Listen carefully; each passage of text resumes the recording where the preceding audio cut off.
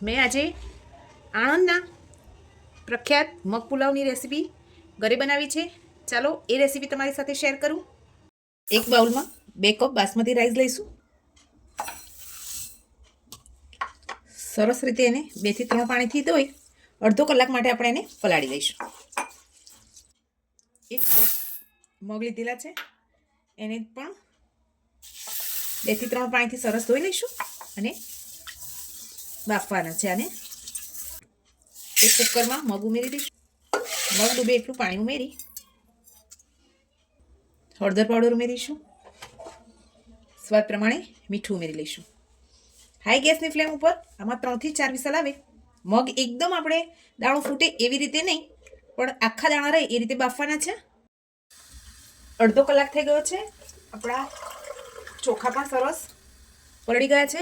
હવે એક વાસણમાં એને બાફવા માટે આપણે પાણી ઉકાળી લઈએ. પાણીમાં આપણે મીઠું ઉમેરી લઈશું. 3 થી 4 મરી ઉમેરી દઈશું. તજના પત્તા ઉમેરી દઈએ. તેલ ઉમેરી દઈશું જેથી આપણા ચોખા એકદમ છૂટા છૂટા બને. અડધા લીંબુનો રસ ઉમેરી દઈશું. પાણી સરસ ઉકળી ગયું છે. હવે ચોખાને પાણીમાં ઉમેરી દઈએ. આને આપણે ઓવરકુક નથી કરવાના. 70 થી 80% જેટલા કૂક થઈ જાય એટલે આપણે આને નીકાળી લેવાના છે. ચોખા પણ 70 થી 80% કૂક થઈ ગયા છે. હવે એને એક અલગ વાસણમાં નીકાળી લઈએ. પાણી નિતારી એક કાણાવાળા વાસણમાં નીકાળી લઈશું જેથી વધારાનું જે પાણી હોય એ પણ નીતરી જાય અને આપણા ભાત એકદમ છૂટા છૂટા બને. આપણે અંદર જે મરી ઉમેરેલા એ નીકાળી લઈશું. આ સમયે ઉપર એક કઢાઈ રાખી દીધી છે. હવે આપણે એમાં તેલ ઉમેરીશું. તેલ ગરમ થઈ જાય પછી એમાં જીરું ઉમેરીશું. જીરું તતડી જાય એટલે એમાં હિંગ ઉમેરીશું. લસણ અને લીલા મરચાંની પેસ્ટ ઉમેરી દઈશું. એની થોડી કચાશ દૂર થાય એટલે એક ઝીણી સમારેલી ડુંગળી છે એ ઉમેરી દઈશું.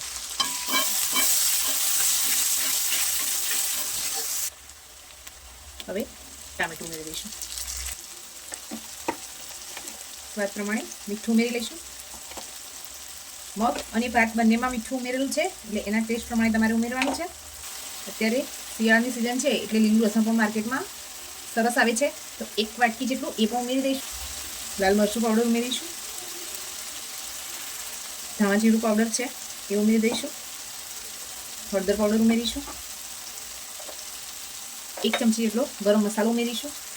બધું સરસ મિક્સ કરી દઈશું.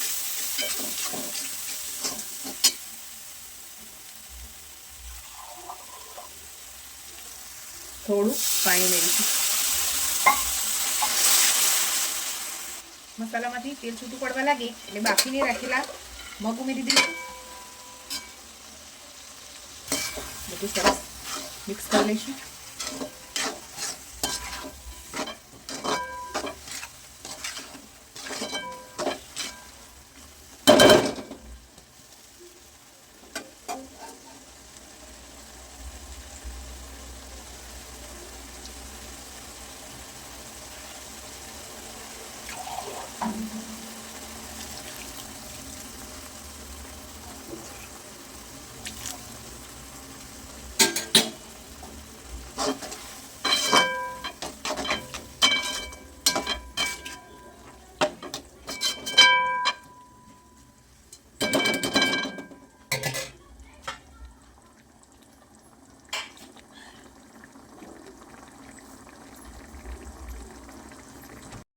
આપણે બાફીને રાખેલા ભાત ઉમેરી દઈશું. હવે બધું સરસ મિક્સ કરી લઈશું. એકદમ હલકા હલકા હાથે મિક્સ કરવાનું જેથી આપણા ચોખાના દાણા છે એ તૂટી ના જાય અને એકદમ સરસ પુલાવ બનીને તૈયાર થઈ જાય. હવે ઉપરથી લીલા ધાણા ઉમેરી દઈશું.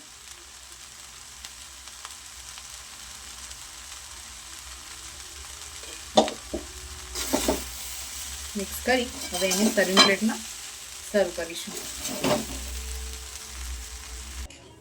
ફ્રેન્ડ્સ, આપણા મગ પુલાવ બનીને તૈયાર છે. તમને આ રેસીપી કેવી લાગી છે કમેન્ટ કરવાનું ભૂલતા નહીં. લાઇક, શેર અને સબસ્ક્રાઈબ પણ કરી દેજો. Thank you.